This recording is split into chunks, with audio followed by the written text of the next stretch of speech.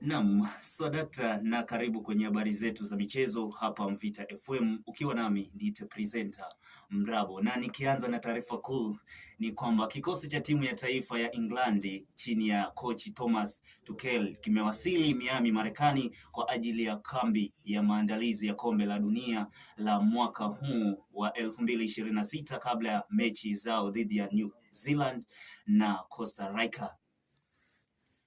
Na kwengineko ni kwamba nahodha wa Manchester United Bruno Fernandes ametoa tuzo ya mchezaji bora wa mwaka wa chama cha waandishi wa habari za michezo England msimu wa mwaka jana tarehe 26. Kinda wa miaka 16 wa Arsenal Max Doman ametoa tuzo ya kinda bora wa mwaka baada ya kuvunja rekodi kadhaa za umri mdogo kuwahi kucheza na kufunga kwenye EPL.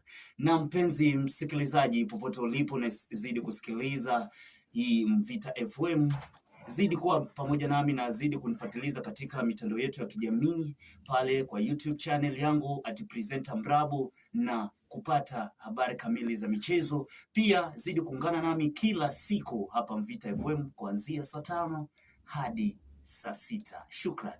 Good.